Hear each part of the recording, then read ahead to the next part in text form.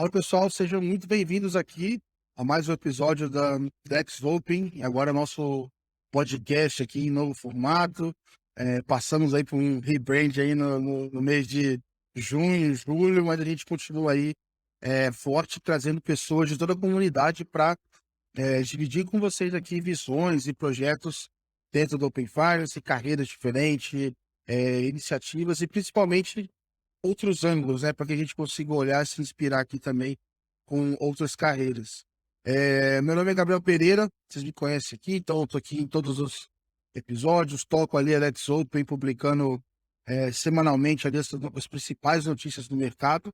E hoje, para manter aqui o nosso, enfim, a nossa lista aqui de nomes super importantes e interessantes que a gente chamou, a gente vai trocar uma ideia aqui com o Thiago Roli, da KPMG, vai contar um pouquinho mais da carreira dele aqui para a gente. Seja bem-vindo e obrigado pela participação aqui, Thiago. Excelente, pessoal. Obrigado aí mais uma vez. É um prazer aqui estar com vocês nesse canal aqui do Gabriel, de troca de informações aqui na comunidade. Muito feliz aqui de estar com vocês e poder passar um pouco do que eu tenho observado aqui, né, na minha trajetória.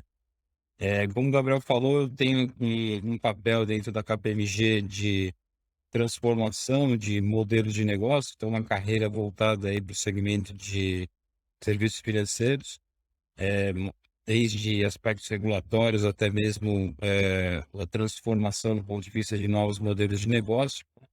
E eu tive a oportunidade de também conversar com muita gente durante essa jornada de consultoria, ou seja, os clientes ou os pares, todos aqueles participantes aqui da comunidade para trazer um pouco também da minha experiência aqui, do que eu tenho visto, né? Então, é um prazer aqui estar com vocês e obrigado mais uma vez, Gabriel. Pô, legal, acho que não vai faltar referência aqui, assunto para a gente conversar hoje. Mas eu queria ouvir um pouco antes, né? Então, quem escuta aqui sabe que é tradicional. Ouvir um pouquinho antes aqui do Open Maker, um pouquinho do Thiago. O que que é o Thiago? Enfim, qual que é a sua formação? O que que você fez aí antes de chegar, né, nesse mundo aqui de Open Maker? Legal, cara. Sempre a minha carreira é totalmente focada, né, em consultoria, né? Tenho formação em sistemas de informação, então algo que eu sempre já busquei aqui me conectar com as tecnologias, mas também não só tecnologia de uma maneira isolada, né? Mas como ela transforma negócio. Então, uma veia aqui muito conectada com modelos de negócio, de como a gente conseguiria transformar não só os negócios, mas também a comunidade em geral, né? Ou seja, tem sempre esse meu papel aqui dentro da minha formação de trazer novidades e buscar a transformação por meio da tecnologia, né? E isso é interessante porque eu sempre atuei também no começo da carreira com aspectos regulatórios, né? Então acho que é importante também nessa indústria que a gente opera, né, de serviços financeiros, que tem regulação estruturada aqui do ponto de vista de Banco Central também, principalmente. Então, ele te dá uma visibilidade importante aqui, né, de como as coisas caminham aqui dentro da indústria. E aí, nesse meio tempo, né, participei de operações de M&A, inclusive, de grandes negócios aí dentro do segmento. Também acabei me formando também em contabilidade para trazer um pouco do viés financeiro, né, que é relevante também dentro desse contexto. E aí a carreira foi avançando aqui pra uma visão mais transformadora de operações e negócios. Já fiz setup aqui de instituições de pagamento, de estrutura de mercado, Tá? me deu oportunidade aqui de conseguir interagir com diferentes públicos. E eu acho que esse tipo de experiência acho que é legal porque ela vai te dando uma bagagem para se virar nesse meio de regulação, de regra, de norma, não só o histórico, né? Mas você precisa meio que se manter atualizado, né? Então, eu acho que eu tenho alguns amigos, né? Tive contato com muita gente fazendo transição para o mercado financeiro, para fintechs, né? Tem muita gente que chega, eu trabalho com um produto e acaba de chegar numa fintech e aí descobre que dentro do escopo dele, tem um stakeholder que chama Banco Central e que define como é que o produto dele deveria atuar e tudo mais. Então, acho que é legal ter esse background. E acho que, assim, mais do que as próprias regras, você já pega uma noção também de como funciona é, essa governança, né? Para se alterar, para se criar outras normas e consultar o mercado e tudo mais, né? Exatamente. Eu acho que assim, é o que você colocou, tem o desafio de para onde vai a indústria, né? Entender quais são os principais elementos aqui do ponto de vista de negócio, mas você precisa ter uma base também para entender o que é esperado do ponto de vista de governança e também aspectos relacionados à compliance, né? É até interessante que quando surgiu o conceito de Open Bank, né? E aí mudou recentemente para Open Finance, mas era uma norma, uma consulta pública que veio de um debate lá de Europa, né? Principalmente, o Uhum. benchmark que o Banco Central fez. E era uma norma robusta, né? Ainda é, obviamente, né? Uma norma robusta com muito detalhe, enfim, bem estruturada.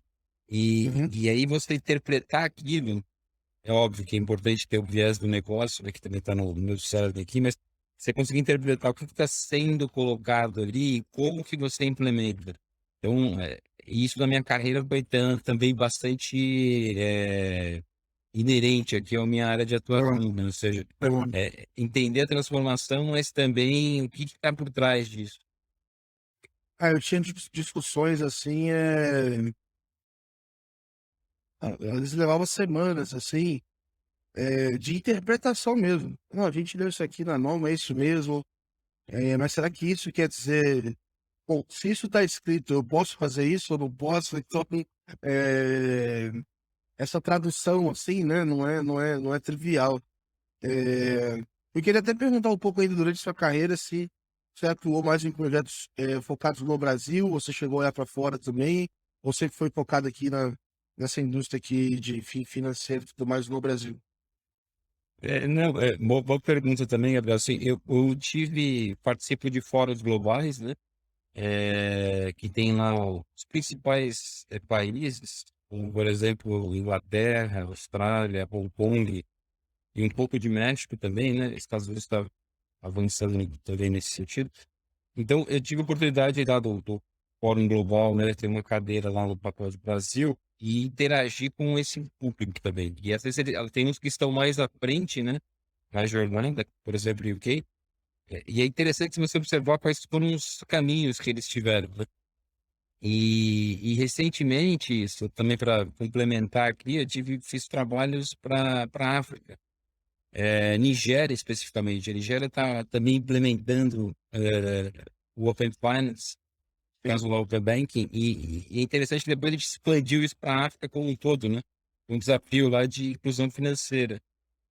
Então, é importante também, durante a carreira, fiz projetos fora do Brasil, América Latina, Estados Unidos também, Inglaterra, e é importante, assim, trazer, como o negócio ainda não está sedimentado, né, de fato, e a gente vai explorar um pouco mais, é legal você ter essa base de conhecimento para você conseguir aprender também, né? Ou seja, o que eles passaram, quais foram os desafios, e trazer isso para a Uhum. nossa realidade. Acho que é bacana essa visão aí de interação com outras geografias, eu mantenho isso Aham, bastante ativo. legal. Inclusive, se você tem uma ideia, hoje, especificamente, recebi até um contato da minha sócia lá do México, que ela queria entender use cases, né? Do Open Finance dentro dessa rede de Legal. geografias lá que está no. Legal. E, assim, pensando ainda, eu vou explorar depois essas geografias aí, acho que tem um monte de pergunta para fazer. Mas olhando ainda pro nosso mercado financeiro, é, fala muito de comparação, assim, do Brasil com outros, né? Então, para você, como é que tá, assim, o nível de maturidade, do mercado financeiro brasileiro, pagamentos, etc., quando a gente olha para outros lugares do mundo, assim? Acho que assim, a parte de pagamentos, o Brasil é benchmark, né, em relação ao mundo, e principalmente com o advento do Pix, isso foi ainda mais evidente, inerente, ou seja, foi benchmark para todas as outras geografias, né, pelo grau de desafio na sua implementação. E isso atrelado lógico, tem os desafios de competitividade, também de inclusão financeira, né? Trazer um produto, uma experiência boa, né? Para os clientes. É, mas é também um mercado bem estruturado, do ponto de vista de infraestrutura, principalmente, né? Ou seja, você tinha um SPB, né? Que foi implementado, e agora com SPI 24 por cidade, numa modalidade bem sedimentada e com diferentes players, diferentes experiências, com diferentes níveis de serviço, isso traz o quê? Uma certa maturidade para o nosso sistema de pagamento. Lógico, está em evolução ainda, está no radar de todos, né, do mercado, Uhum. mas eu vejo com bastante clareza aqui uma estrutura muito bem sedimentada e até tenho recebido outros países, né, também tentando implementar esse contato Chile, a gente foi olhar a Índia também, que tem um projeto bem interessante lá Sim, de implementação. Então, assim, tá em evolução, mas eu diria que tem um baseline muito bem estruturado. legal. E acho que a gente, é, às vezes tem aquela, né, aquela intuição de achar que tudo lá fora é melhor, etc. Mas a gente vê que, pelo menos a parte financeira, acho que a gente tem uma estrutura muito forte, assim, e chega a ser até um pouco é, engraçado, vamos dizer. Eu vou usar a palavra engraçado, mas assim, não é exatamente disso, mas quando a gente vê lá o pessoal falando de Buy Now, Pay Later, etc., Isso, né? é óbvio que tem diferenças ali na experiência e tudo mais, mas é engraçado ver o pessoal lá fora aprendendo a dar crédito agora no varejo, independente da jornada, etc. E a gente faz isso há muito mais tempo e o pessoal está se enrolando aí, colocando o pé pelas mãos para fazer essa jornada acontecer de fato, né, de forma rentável, né? Então a gente, como brasileiro, assim, olha, isso aí a gente sabe fazer muito bem, assim. Então, acho que agora, o que deve ter de gente para ser abordada aqui, para fazer crédito fora e tudo mais, deve ser um negócio que tá aumentando, sabe? Isso é bem interessante, cara. O Buy Now Pay Later é até curioso, né? Porque, assim, é o nosso famoso crediário num trilho digital, né? E crédito é um negócio que você precisa ter conhecimento, né? Você pode captar, obviamente, mas você precisa ter base de conhecimento. Não é qualquer um que faz crédito, porque o risco Sim. aqui é de não voltar, né? E a gente já fazia isso parcelado no cartão, já fazendo crediário, no boleto. É, isso tudo bem amarrado, né? Dentro do conceito aqui de conhecer o cliente. Tudo bem que tem desafios de jornada, como você bem pontuou, né? Que o Buy Now Pay Later pode melhorar aqui numa visão mais digital. Mas, cara, sei tão bem, a gente já faz isso há bastante tempo, né? E o mercado lá fora está patinando, né? Para fazer. Porque você entender os modelos de crédito, sem, obviamente, ter o nível de conhecimento adequado, de como fazer, do ponto de vista metodológico, gera Sim. muitos desafios, né? Isso não é Crescer, de e-commerce, né? crescer, você consegue crescer rapidinho uma empresa que dá Rapidinho. crédito, né? Isso. O problema é o dinheiro que tá, né? Exato, exato. É Tá. desafiador isso daí. Então, acho que assim está sendo até curioso, assim, ver a gente, enfim, com o Paybank, enfim, o pessoal olhando para cá com um certo interesse. Agora, essa questão de crédito. Então, enfim, diante de vários problemas que a gente tem assim no país, a gente começa a ver que tem algumas coisas que a gente faz bem pra caramba, então acho que é interessante também. É, eu queria até te perguntar, Thiago, você acha que, obviamente, com essa vivência aí, enfim, em ambientes super regulados também, etc., com gente do mundo todo, imagino que conversas devam, de certa forma, acontecer a todo momento, e aí você escuta aqui, estão falando de PSD2 e tal. E aí eu queria perguntar quando é que foi teu primeiro contato, assim, com o Open Bank, assim, sei lá, em que momento que você ouviu falar sobre isso, como é que foi suas impressões, assim, nesse primeiro contato, assim? Então, legal, cara. Acho que assim, o primeiro contato, né, foi quando eu percebi lá que postos lá desse grupo que eu falei, começaram a falar de PSD2 na Europa e falaram, não, agora vai ser interoperabilidade dos dados entre as instituições francesas. Caramba, cara, como é que isso vai acontecer, né? Isso, falei, você tinha LGPD no meio aí, né? Que lá tinha o GDPR, não. Uhum. Como vai ser a governança disso? Mas principalmente, falei, cara, como é que vai estar o consentimento? O cara vai fazer como isso daí, né? Vai ser por produto, vai ser tudo. Falei, cara, isso aqui no mercado brasileiro que tem um nível de concentração, né? Que isso tá avançando, mas ainda tem espaço aí para Uhum. avançar. Como é que vai ser? Vai ser obrigatório? Não vai? E se o dado vazar, né? Essas milhares de coisas que a gente pensa aqui, de viabilizar mesmo o negócio. Então, Eu foi já acabei, então, já é a cabeça do consultor, já, ele já olhou é, como é que implementa, então, como é que implementa? Falei, pô, vai ter oportunidade pra caramba, cara, porque vai ter serviço demais aqui, cara. vai mudar tudo, né, cara? E é uma coisa Sim, que, assim, pra médio prazo aqui, os efeitos que isso vai dar, né? sim. Então foi curioso isso daí, eles explicaram um pouco aqui, né, a UK depois começou a avançar bastante, começou a um monte de carro lá. Falei, caramba, isso aqui vier para o Brasil, que a gente tem um mercado muito maior que ele, né? Até quando eles falaram de volumetria, eu falei, nossa, aqui no Brasil, o que vocês fazem por semana, por mês, a gente faz por dia. Aham, aham. Falei, nossa, vai ser muito desafiador. Foi esse primeiro contato, falei, cara, vai ter oportunidade pra caramba aqui, vai ser assim, fiquei meio, como é que vai se dar isso, né? Porque pô, foi uma experiência diferente, cara. E Eu aí, tinha um pouco, quando você fala assim, eu tinha pouco tempo fazendo contraste aqui, eu tinha pouco tempo de mercado, assim, então, eu tinha acabado de entrar, tava no trainee de Itaú ainda, no primeiro ano ali, então, muitas coisas de como funciona na prática, eu ainda não sabia exatamente. Então, na hora que eu li aquilo, minha primeira sensação foi assim, nossa, cara, todos os bancos da Europa vão acabar. Com esse, com esse negócio de informação aí, tem que pegou. fazer. E a segunda era assim, cara, isso nunca vai chegar no Brasil, não vão deixar, não vão deixar. E aí, assim, óbvio, e as duas previsões. Mas, assim, o potencial, assim, a longo prazo, na minha cabeça, beleza, o banco não vai acabar, mas no futuro, o banco vai acabar como ele existe hoje, como ele existia naquela época. Não vai mudar muito a relação e etc., o que que vai ser ofertado e tal.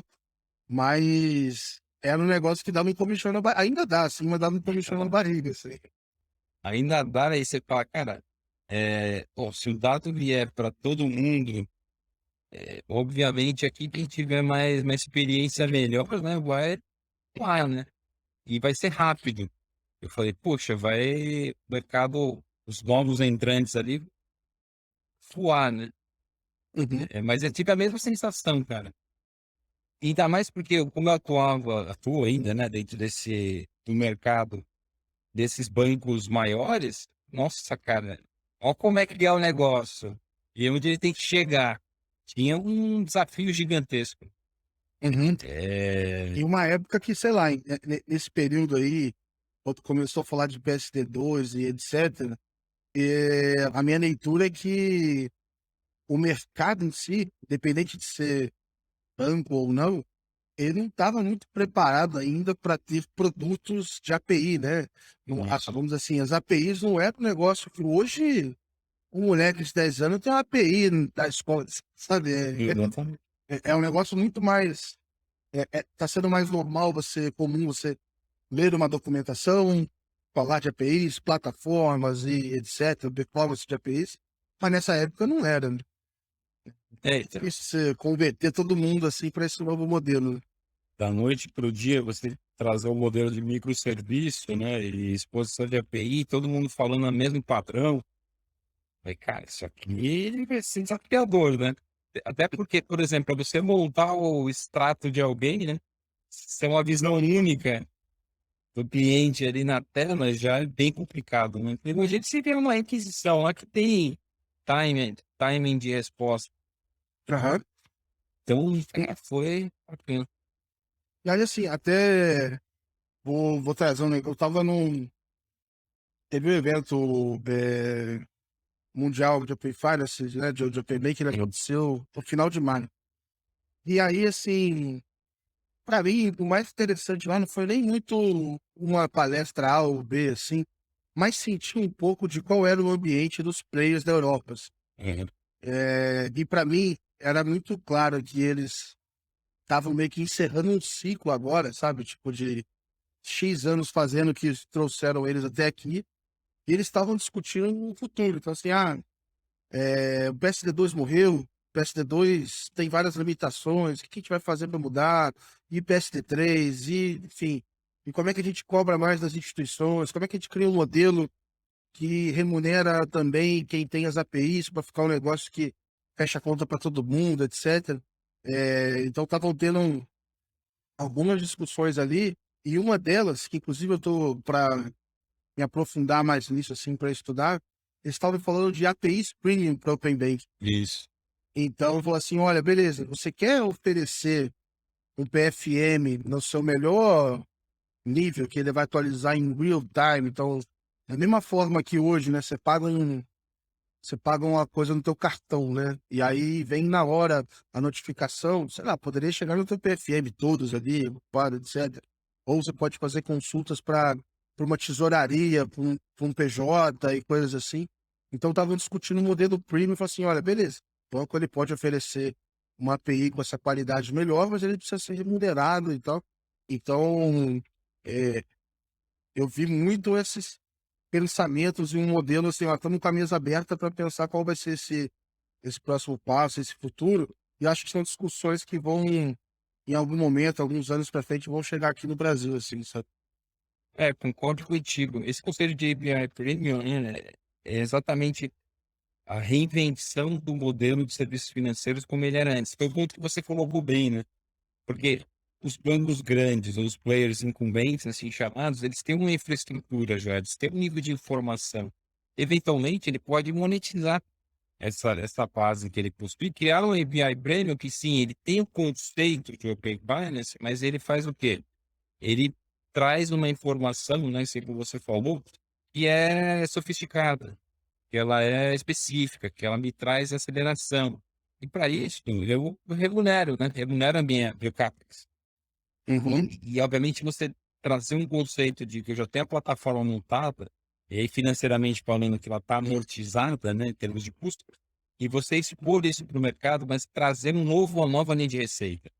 Tudo bem, você faz ali o que é compulsório, né, que é a norma pede, mas toda essa infraestrutura você pode também montar aqui dentro de casa e expor para outro, usando o conceito de Open Finance, mas remunerando essas. Uhum. E já está acontecendo isso aqui. Então, por exemplo, tem players que eram mais tradicionais, estão usando os trilhos Open Finance, por exemplo, para se reposicionar. Quero ser um player de identificação e qualificação aqui no onboarding, por exemplo. Eu já tenho um time Sim. contábil, eu tenho essa capability. E esse pensamento do Open Finance ser uma estrutura interoperável, ele trouxe aquele conceito de plataformização, né? Aham. Porque aí Isso todo do mundo pode. bode é um caso muito legal. É, E falar, argumentar aqui, esse caso do bode é muito legal, porque, cara, imagina, eu acho que até comentei com alguém no podcast aqui, assim, quantos onboardings são feitos repetidos pelo mercado e o bode é caro pra caramba. Uma cara pra caramba. Então, sei lá, se em algum momento você consegue cortar alguns desse meio do caminho, né, e aproveitar. Tô falando aqui de forma, não, esse banco fez um onboarding, vamos me alavancar nesse onboarding, que é, é óbvio que tem questões ali, mas você consegue economizar alguma coisa. E acho que, obviamente, a indústria do onboarding não vai gostar de eu sugerir isso, mas é um onboarding duplicado. Você não precisa ficar pagando para fazer isso toda hora, né? exatamente. Então, às vezes você tem um cliente que ele baixa o app, né, e aí ele dá churn, ele não vai até o fim, mas você já fez no onboard. Ele vem daqui 3 dias e faz a mesma coisa, daqui 3 dias. Aí você também envolve. Enfim, se você tivesse uma condição de uma API Premium, que o dado já está, e aí é um ponto relevante aí, tratado, né, enriquecido e disponível para ser utilizado, cara, é melhor você ter esse hub aqui do que ficar batendo toda hora Uhum, em alguns diversos lugares, né, para ter uma informação qualificada. Então, economicamente, inclusive, isso é factível. uhum, É bem interessante. O use case de onboarding, né, ele está bastante premente em alguns lugares do mundo, principalmente. E o PFM lá que você falou, né? Que é a jornada financial ou wellness financial. Mas assim, especificamente do onboard, esse conceito de plataformização ele é muito relevante, porque todo mundo já falou, bom, mudou o mindset, que é o que você pegou lá no evento. Agora, o jogo é quem vai ter a melhor plataforma, a melhor informação, ter uma experiência interessante, não necessariamente para o cliente e a persona que eu tenho hoje, mas eventualmente posso pivotar aqui a minha operação para uma outra persona, né? Que é um modelo Tá? mais B2B, sabe? A gente nem sabe ainda, mas assim, é, alguém deu um exemplo uma vez e falou assim, cara, a gente está construindo a internet, a gente não sabe o que vai ser feito nessa internet. A gente vai descobrir ao longo do caminho. Ainda não está, enfim, já teve uma Fechado. ideia, a gente está fazendo, mas esse mesmo da plataforma é muito legal. E aí eu vendo assim, por exemplo, para PJ, é, tem um banco dos nórdicos lá, que acho que é Nordea, estava falando o seguinte, olha, eu tenho um marketplace de APIs aqui para PJ, para atacado, e o Open Banking está ali no meio. É uma dessas. Ele pode usar, pode consumir. A gente, por lá, eles terem uma identificação diferente, e aí a identificação, ela faz total diferença em qualquer experiência de Open Banking no mundo, porque é ela que dita se vai ter fricção ou não. Mas eles lá têm uma identificação meio que tipo um GovBR, que na Coreia do Sul também tem algo parecido, e aí libera muito essa necessidade de autenticar, o que faz com que o cara do atacado consiga consumir a API do Open Finance. Então eles conseguiram oferecer uma experiência para PJ lá. Então hoje, quando o pessoal me pergunta aqui, e o PJ, dá para fazer uma coisa do PJ, vamos fazer um RB para um cara que é grande. Eu falo, cara, minha sincera opinião, assim, hoje não dá, cara. Se você tiver que autenticar transação a transação, já fica inviável. Mas foi um negócio que eu fiquei bem na cabeça, assim, como é que eu acho que essa autenticação, ela vai mudar totalmente a adoção do Paybank, assim, no mundo inteiro, assim, sabe? Acho que é legal você ter falado isso, porque isso toca um pouco na identidade digital, né? Que é onde a Uhum. gente tem avançado aqui, também tem um espaço ainda para calibrar um pouco, mas esse conceito de uma base única, que a gente pudesse também se apropriar dela, né, num âmbito mais governamental, ele facilitaria muito o que você está falando, né? Porque, obviamente, hoje você tem informação muito esparsa, né? E você tem que ficar conciliando isso. Mas e isso vai avançar, né? Porque a economia digital, isso vai ser cada vez mais tracionado. Mas você puxou um outro gancho interessante, que é PJ, cara. Às vezes, na nossa cabeça, o Open Finance está muito voltado para só física. Ou seja, a gente usa a pessoa física. E você tem um segmento aqui, começa com SMI, né? Com PME aqui no Brasil. Chega até o atacado, tem um espaço gigantesco aqui para evolução. É, e, obviamente, isso aqui é um outro modelo, né? Que não sei como é que é o consentimento, como é que é o cash management. Pega uma BME, por exemplo. Como é que você faz cash management no modelo de... Não é só agregação de saldo que a gente quer aqui. É Tem. experiência em um outro nível de serviço, né? E esse cara paga pela API, é diferente do pessoa física. Paga. É É, uma dor dele, ele é paga. uma dor do cara que você vai resolver. É uma dor de conciliação, do ponto de vista de payments. É uma dor de cash management, que ele também tem do contexto de melhor alocação, alocação eficiente. Dá para avançar bastante, mas ainda, e aí tocando um pouco de maturidade, que a gente está muito ainda no conceito de pessoa física, para fins do Open Violence. E tem uma série de desafios aqui, mas esse ponto que você colocou desse banco com escandinavo é mais na linha do como que ele se posiciona, né, como um grande autenticador, né, no final do Uhum. dia. Sim. Enfim, esse é o Eles contexto. estão botando até a API que nem são deles lá. Então, a API de terceiros, porque ele vira um shopping, né? Exato, exato, exato, exato. É muito Queria te interessante, perguntar, Thiago, né? obviamente, dentro do que você puder dividir, né? Mas assim, a minha leitura é que, é, como uma consultoria que atende diversos clientes, assim, o que você sente de momento hoje de mercado, assim, né? O que o pessoal, é, sei lá, não sei se pode falar, mas procura mais? Quais são os temas que estão mais aparecendo assim como necessidade do pessoal no mercado hoje? Legal você ter perguntado isso, porque aí eu acho que eu posso também contribuir para colocar dois vieses relevantes aqui. Porque minha área de atuação vai desde, cara, startup da fintech, bem com o cara que é incumbente. Então, a gente atende aqui as diferentes matizes, vamos dizer assim, Ah, do legal. ponto de vista de manualidade. E, e assim, o grande elemento é você ter um viés que é alguém que foi compulsório a atuar, que são os grandes, e aí, obviamente, com a fase do iniciador de pagamento e a conexão disso com o Pix, ele trouxe outros níveis de participantes, que vai participando aqui, mas essencialmente esse público que é mais, que tem uma estrutura um pouquinho mais robusta, e, o desafio hoje é, cara, estou recebendo um monte de dado e eu não sei o que fazer. Mas é um dado que talvez ele não esteja tão estruturado. Então, assim, e lógico, eu preciso seguir a norma. Eu estou preocupado aqui, preciso seguir bancos centrais. Preciso ir até a ponta, fazer a ponta final ali, né? Ou seja, os use cases Uhum. rodarem, alguém pedindo, eu doando o dado e fazer um matching ali. Então, tem um desafio hoje de estruturação de dados, mas principalmente de enriquecimento, categorização desse âmbito. E mais do que isso, e aí tem aparecido muito, que é, cara, quais são os use cases que podemos aplicar? Se você olhar hoje o mercado brasileiro, não tem modelo de incentivo ainda estruturado. Então, com sentimento, não acontece nada. No outro dia. Então, quer dizer, ou acontece alguma coisa que não tem relação com esse dado que você tem o Eu tô, sentimento. Né? eu tô montando alguns uns compilados aqui. Eu já achei É, algumas reclamações lá no Reclame Aqui entendeu? de pessoas que tiveram a promessa de ter um limite aumentado e não tiveram, assim.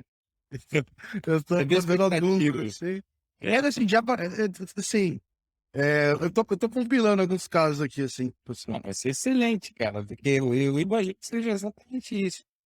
Porque assim, ainda não está nesse nível, né? E aí o grande risco aqui, assim, dos viéses que eu falei, tem um aspecto cultural, sim, né, de explicação para o usuário final, talvez para as empresas. Tem um aspecto também de monetização, que é esse ressarcimento que você falou, e como você monetiza a base, e está no mesmo pacote, né? Mas eu acho que tem uma questão também de modelo de incentivo, né? Ou seja, como que você comunica uma experiência para o cliente que ele dando aquele consentimento e abrindo os dados, você vai ter uma condição melhor, né, de relacionamento com aquele participante. Isso não está acontecendo, mas está acontecendo não porque os participantes não querem, mas porque eles estão no momento anterior ainda. Sim. Então, quando eu tenho falado, a gente tem aqui uma ferramenta, né, de engajamento, com inteligência artificial. Quando eu vou abordar os caras de motores de insights, os caras falam, não, calma aí, cara. Essa conversa é bacana pra caramba, mas você vem daqui X tempo. Porque hoje eu tô tentando categorizar. Eu falei, tá, beleza, mas eu também consigo fazer essa categorização e enriquecimento de dados estruturado, né? O próprio Banco Central falou no papel lá do Otávio, né, que é o diretor, cara, desafiador aí nesse contexto aí dos dados. A Sim. gente implementou mais rápido do que a gente imaginava, desafiador e ambicioso o projeto. O que eu tenho visto é isso. Então, é sim um modelo de estruturação de dados. Eles querem cases. Então, eu tenho feito um roadshow, uma série de participantes para mostrar essa nossa visão aqui de geração de insights, engajamento, é, e ajudando nessa parte de dados, né? Então, nossa experiência também, do ponto de vista de outras geografias, eles também questionam, falam, tá, como é que era na UK? UK, como é que foi? O cara tinha de repente, UK é uma economia que é muito baseada em loyalty. Então, os clientes lá, por exemplo, vão comprar no supermercado e já tem lá um loyalty que está conectado ao cartão, que ele ganha desconto. E isso está muito na cabeça lá do pessoal de lá e nas pessoas financeiras também. Então, havia lá o consentimento e lá eles conseguiram conectar com os usuários. Mas aqui ainda não. Então, muita coisa de PFM tem aparecido, por enquanto. Mas é um PFM fase 1. O que o PFM fase 1? Que é mostrar que é praticamente estruturar o budget, né? Aham, aham. Não é um passo 2 ou 3 que a gente fala, que é sim ser mais preditivo e ser mais trazer insights prospectivos também para o cliente, né? Então, o que eu tenho observado nesse contexto geral é isso. E os Uhum. fintechs, aqueles que tem capability, uma estrutura mais leve, né, que nasceu ali mais digital, a grande preocupação deles é, eu estou puxando o dado aqui, mas o que eu vou fazer com esse dado do ponto de vista de geração de negócio? Ou seja, Sim. eu vou calibrar meu algoritmo, conseguir aumentar o limite, também Aham. tem aparecido, como que eu me posiciono também. Por exemplo, eu tive um Sim. cliente aqui que ele queria saber como que ele se posicionava perante essa nova conceito de plataforma, né? Eu posso ter uma nova linha de monetização, nova linha de receita. O que que eu Aham. faço? Ser um identificador, vou ser agregador, não vou, aí dei os participantes. Aqui no Brasil, diferentemente de quem, né, aqueles TPPs lá, o third party provider, Não existe esse cara aí. não existe esse cara ainda, né? E isso é uma coisa a ser Eu, pensada aqui. eu tenho uma visão assim, inclusive teve um painel lá no evento que era sobre é, como o Open Banking, como ganhar dinheiro com o Open Banking. E ninguém falou crédito lá em nenhum minuto, em nenhum momento. E para mim, assim, crédito é o que paga a conta, né? No nosso caso aqui, se você acerta não no crédito, aí você pode ficar fazendo PFM sem ter que fazer uma mega conta para provar o VPL do PFM, que é um negócio muito difícil de fazer e tal. Exato. Mas eu tenho, assim, uma visão sobre os bancos e fintechs que é o seguinte, assim, a primeira é o banco, ele não deveria estar tão perdido porque ele já tem esse tipo de dado em casa. A diferença é que ele está recebendo dado de um cliente que ele não tinha, mas beleza, é um outro formato, mas na teoria ele já está preparado para lidar com aquele dado ou já estava até hoje. Então, dentro do que ele já faz, imagina que ele só descobriu um cliente novo e agora ele consegue melhorar o que ele já faz, mudar as políticas de crédito, mudar a renda inferida, agora ele sabe a renda, etc, etc. Então, acho que se o banco continuar rodando só que com a informação rica, atualizada, acho que isso já tem ganho significativo assim para ele. A evolução, né? Então, de você falar assim, eu vou usar, eu vou categorizar, eu vou enviar mensagem, vou fazer outras coisas, e aí vai de CRM para CRM. Assim. Então, acho que e isso realmente não é algo que você faz do dia para a noite. Então, na minha cabeça, se você não quiser, por exemplo, você pode pegar o limite e falar assim, meu concorrente está com 7 mil de limite no Você cartão dobra. dele. É. Eu vou dar 7, eu vou dobrar. Eu sei que o Itaú é conservador pra caramba. Eu vou pegar o Itaú, vou dar Itaú mais 3. Itaú mais, Isso. entendeu? Uhum. Enfim, dá pra você brincar em cima do que você já faz. Você isenta aqui, muda a política de price e por aí vai. Agora, as fintechs, aí que eu acho que o pessoal fica mais perdido, porque é uma informação que ele não está acostumado a lidar. Então, do nada, chega aquele caminhão de variável. Então chega, se o cartão dele é premium, se não é, quando tem aberto, a dívida tá subindo, descendo, etc. Então esse pessoal eu acho que tem a vantagem de ser mais ágil, mas é um primeiro contato ainda, ele não tem um modelo pronto para fazer aquilo, um modelo de Open Bank, etc., com dado de extrato. Então eu acho que é um negócio que demora um pouquinho mais. Mas essa questão do CRM, às vezes quando eu escuto isso, assim, a gente tá aprendendo a fazer uma oferta, a entender melhor se o cara gosta de pet shop, se ele gosta de... Cara, mas você sabia disso a vida inteira, você tinha essa informação, teu banco passa um quarto do dinheiro do Brasil passa no teu banco, então assim, Exato. não mudou de ontem para hoje, óbvio, muda de quem você sabe, quando você já sabia, assim. Então acho que o legal do Open Banking para mim está sendo que ele está forçando, não só do ponto de vista regulatório, mas ele está forçando essas inovações no CRM, ele está forçando o pessoal a se virar e de repente, pô, parece que o pessoal perdeu a vergonha de usar o não regulado e todo mundo pegou lá de screen scraping para investimento e começou a fazer, todo mundo está fazendo agora. Então eu acho que dá uma cutucadinha assim no vespeiro de inovação assim no mercado, sabe? É, exatamente. Eu acho que assim, criar um pouco de novos produtos e serviços, né? E você tocou num ponto interessante de, putz, a fintech talvez ela não saiba o que fazer com tanta informação. E mais do que isso, né? Às vezes falta capital e, e tem uma questão também de conhecimento, propriamente dito, né? Ou seja, Sim, sim. você ser um subscription aqui, entende? Fazer uma gestão de subscription, ou até mesmo você entender o padrão de comportamento, mas como que você cria essa, tangibiliza isso na prática para o cliente, né? E você tem um custo aí. E você pega os bancos grandes, é exatamente o que você falou, 25%, é um quarto, né? Cada um deles ali, praticamente, né? Então, assim, o desafio é o que você realmente, e foi legal você ter colocado que não se falou em crédito, é que o crédito ele tem um contexto exponencial aqui, né, de resultado. Você começa com payments, aí você tem um behavior. Depois de payments, você vai para crédito, e você monetiza a base no contexto exponencial, mas tem um risco de erro. Então, assim, será que para esse público ainda o Open Finance não trouxe ainda total retorno, né, digamos assim. Eu acho que esse ponto também é bem importante aqui para o contexto em geral. Então você pensa assim, os grandes bancos têm muito a perder, meu cara, tem muito mais a ganhar. Tem muito cliente que não tem informação. Exato.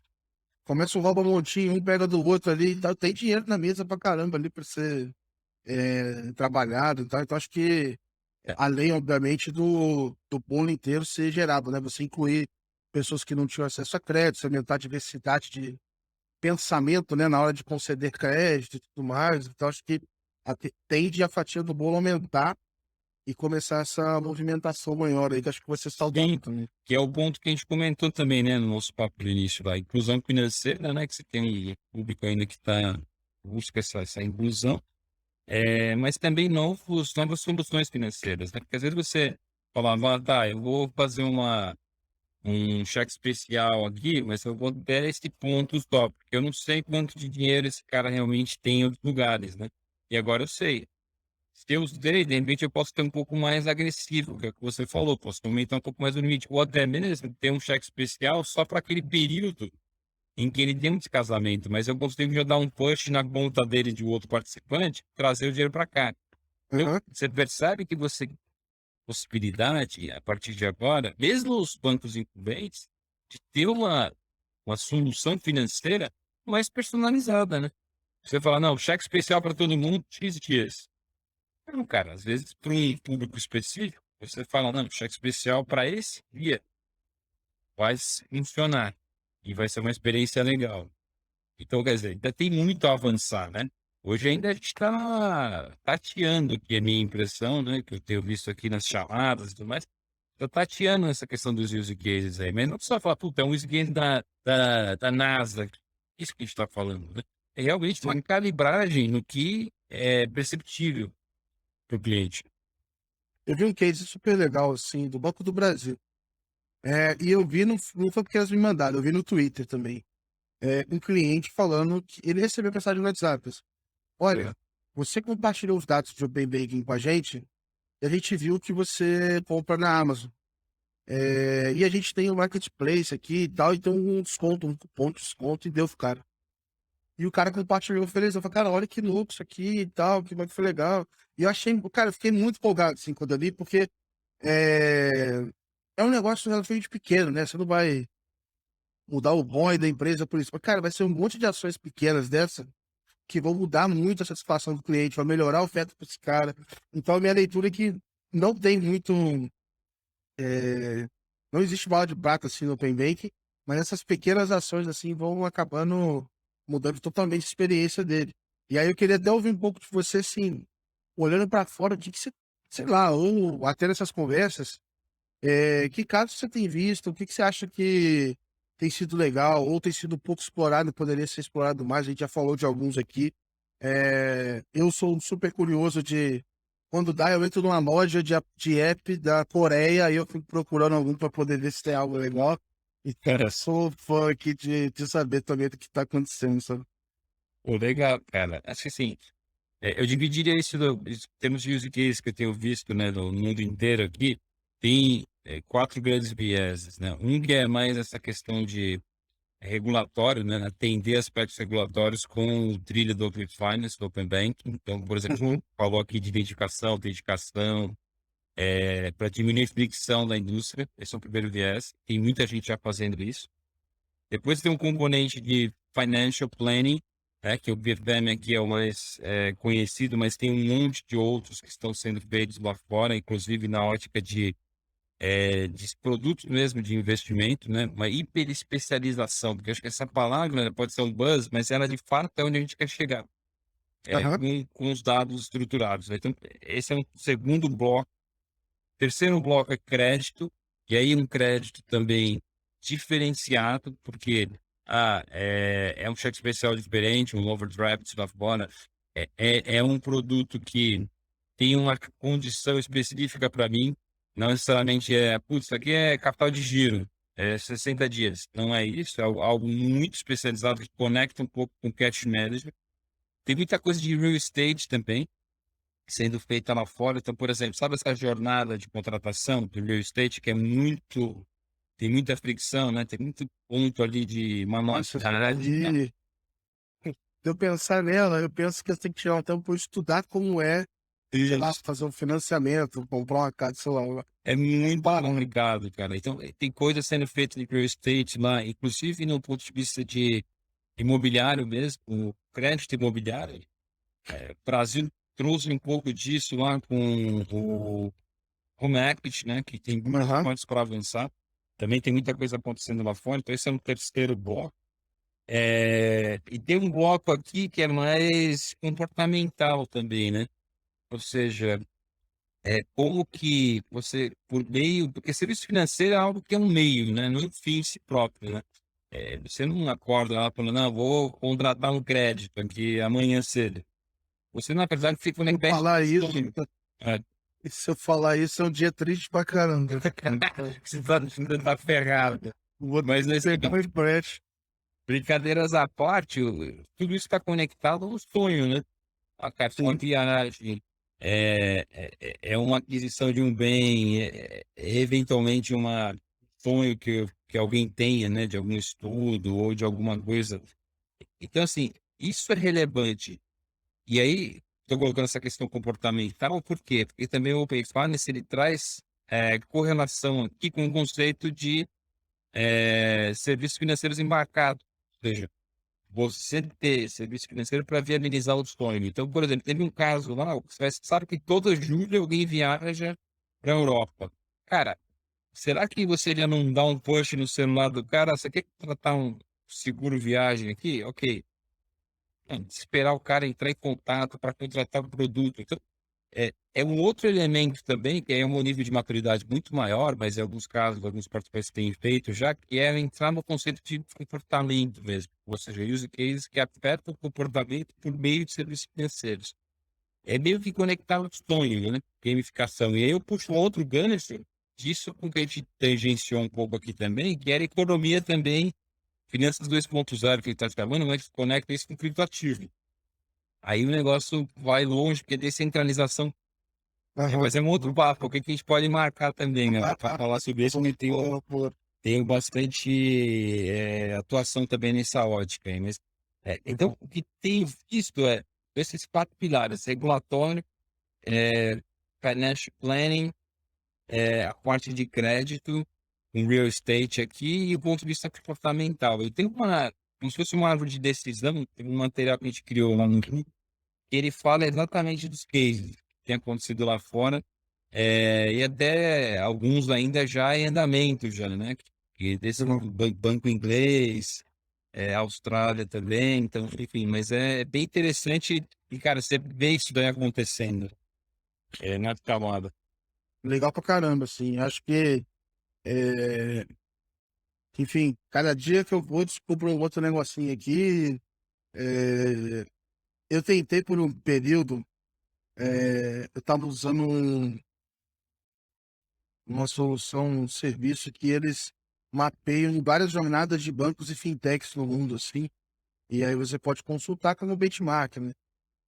E aí eu fiquei usando vários lá para achar as coisas de Open Bank, né? Para ver se estava usando agora. Acabou que eu não achei tanto, assim, era meio que. Era bem contextualizado, assim, tipo, você abria o teu perfil, aí tinha lá, complete seu perfil na conta para você conectar suas contas, ou lá no cantinho no saldo, tava lá, conecte suas contas. Não era muito igual o nosso, que tem lá o Open Bank na cara, que eu acho que é um pouco do resquício a gente teve da corrida pela chave Pix. É, Eu acho que isso pegou um pouquinho no Open Banking e deixou a gente com esse lado meio maqueteiro, assim, pra briga pelo consentimento, sabe? Então acho que puxou um pouquinho. Eu queria aproveitar, Thiago, até dessa sua visão, assim, mais sistêmica, pensando um pouco em futuro, o que você acha que vão ser os próximos passos, ou o que que a gente precisa ainda, talvez, trabalhar um pouquinho mais, focar para que a gente possa deslanchar o Payback, né? A gente já falou aqui que não tem a figura do TPP desenhada ainda, enfim, a gente, né, surgiu com essa necessidade da reciprocidade dos dados e tudo mais. É, não sei, algumas recomendações ou coisas que seriam legais a gente olhar aqui com mais carinho, você acha que podem alavancar, assim, o nosso ecossistema? bacana. Assim, cara, eu costumo olhar isso daí na ótica de quais são os riscos hoje, né? Tem um aspecto cultural, sim, das pessoas conhecerem, que muita gente ainda não tem essa visibilidade. Tem, obviamente, uma resiliência do sistema, da infraestrutura. Isso também porque é trust, né?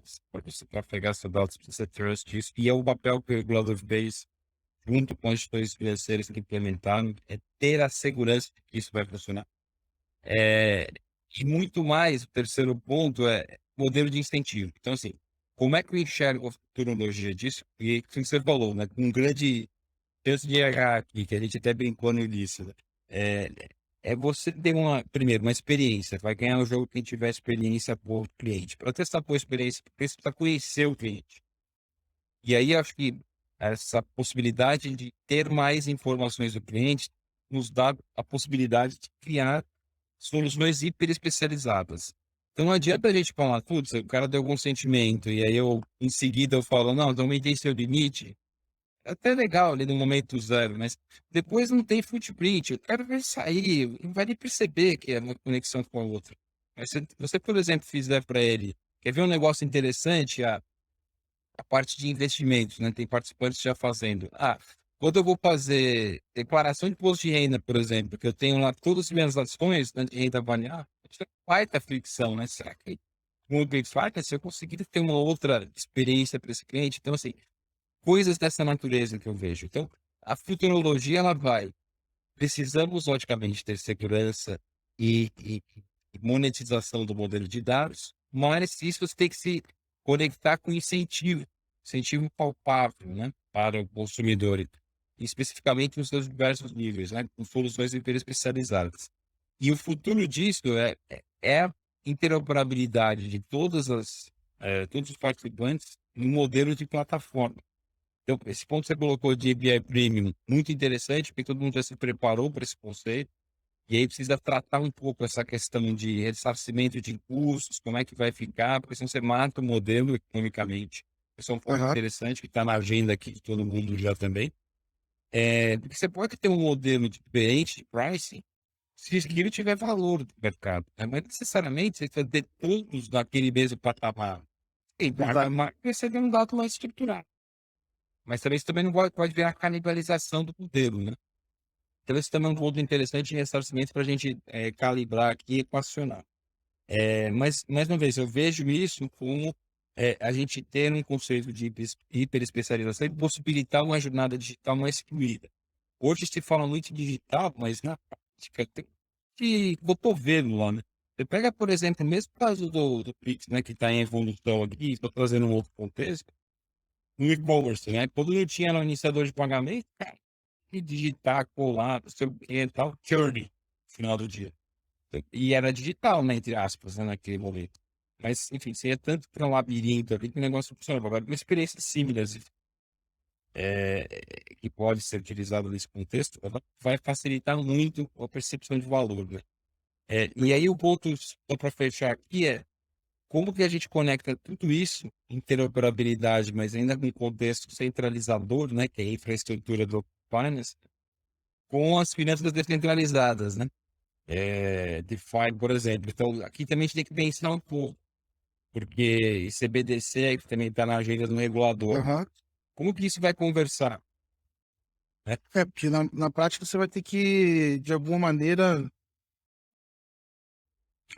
os conceitos. da LGPD, eles abraçam tudo, né?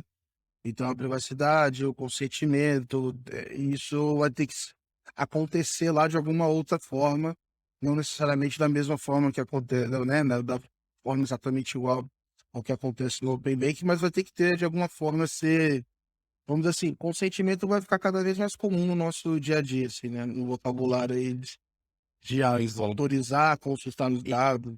e você quer um negócio interessante?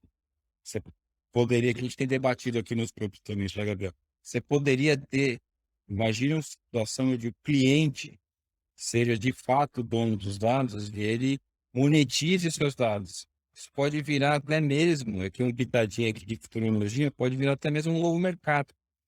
Eu, eu vi na competição que teve lá de startup, lá no evento mundial, era que era a ideia dos caras, assim, vou criar uma empresa onde todo mundo me dá o consentimento, e aí eu, de forma anonimizada, eu vendo isso para as empresas que querem consumir para montar um CRM, que querem. E aí a pessoa que deu o dado, ela é remunerada por isso. Exatamente. Era um negócio É assim, como se fosse um marketplace, entendeu? muito louco. Assim. Pensa ser um marketplace. E eu, Thiago, vou lá e põe meus dados lá. Eu E quero até outro dia, dinheiro. e até outro dia o pessoal já vendia meus dados anonimizados aí, só que eu nunca ganhei dinheiro com isso, né? Então, Então é uma forma do cara ganhar ali na ponta, né? você pode criar um modelo de marketplace aí de dados. Entendeu? Cara, muito louco. É bem, bem legal isso. Tínhamos até de pesquisa, tipo assim, olha, sabe compartilhar seus dados, tá todo mundo aqui. Aí chegou uma empresa que ela quer conversar com quem gasta mais de R$ 1.000 em ração. Cara, todo mundo que me escuta aqui me escuta falando de pet todo mês, todo episódio. Mas, tu gasta mais de R$ 1.000 de ração em pet. Cara, o cara filtra a base, ele roda a pesquisa 100% no tag de umas pessoas que só fazem isso. Então Então, quente. você. Então, eu vi um outro case que eu preciso pesquisar, mas era a mesma ideia de marketing, só que era digital, assim. Então a ideia era você me compartilha os seus dados e eu vou conseguir segmentar bases muito, muito, muito boas. E aí as pessoas vão fazer um marketing direto para você, um marketing muito melhor, e você vai ganhar por isso, sabe? Então tinha umas coisas meio que nessa linha, que vamos dizer assim, são outros usos, né, do dado, do CRM e tal, que estava na mão do banco, vamos dizer assim, só, e agora vai estar na mão de muito mais gente. De muito mais gente. Por isso que eu falei que serviços financeiros transcendendo o seu contexto por si só, né? Cara, poderoso de CRM, poucos points que ele está falando aí de pesquisa. Tem um monte de coisa, né? Pessoa física também entrando no marketplace e vendendo os dados para alguém. Aham. É muito louco isso, né? É muito mesmo, cara. Eu fico pilhado, assim, com essas coisas. Enfim, acho que vai ser. Tá sendo muito interessante ver isso tudo sendo construído agora, assim, sabe? Acho que tiveram muitos movimentos no mercado e tal, mas em outros ciclos, mas eu não participei de nenhum deles. Aí, então, pô, quem participou das bolhas, das .com É. ou das PB, pô, cara, animal você ver esse negócio. Pô, a geração que começou a ver ali surgindo os primeiros caras online aqui do Brasil, né? Quando começou aqueles sites de compra coletiva, não sei o que, surgindo. E agora é uma nova geração, assim, uma nova geração de coisas que estão acontecendo no mercado. Então é muito legal ver, assim. É, a gente está vendo acontecer ali na prática e sendo um espectador com atuação, né? Interação. A gente Exato. está construindo junto. Todo mundo, cara. Exatamente. E a ideia vai longe, né, cara? Você começa a criar um modelo de negócio, onde vai isso, começa a debater. Eu que o papel de consultora, cara, é pensar sempre o que vai acontecer. Muito Sim. louco, sim. Irmão. Então, Thiago, eu queria te agradecer aqui pelo tempo. O papo foi legal pra caramba, assim, enfim. Vou ter que te chamar mais vezes aí pra você contar outros casos, Irmão, o que tá aparecendo. olha que tá ativo aí. Essa me fascina. Como é que esse negócio mistura aí um com o outro. É. Eu acho que é legal pra caramba, assim, bater o papo. Sério, obrigado mesmo. Queria te agradecer pelo tempo e fica à vontade aí pra dar um recado final pra galera aqui, cara. Bom, quero agradecer também pela oportunidade aqui de falar com todo mundo. fascinado aqui pela indústria de serviços financeiros, está movimentando e transformando. Vou colocar à disposição aqui também para quem precisar da minha moeda aqui de aporte aqui para vocês. Grande abraço, Boa. voltem comigo. Boa. Então, pessoal, obrigado por acompanhar mais um episódio aqui da Let's Open Podcast. Vou deixar aqui todos os links do Thiago. Aproveitem aí quem acompanhou, deixa aí essa inscrição no Spotify ou no YouTube, acompanha aí, continue seguindo a gente. E a gente continua divulgando outros episódios aí para vocês. Um grande abraço. Valeu! Valeu, pessoal.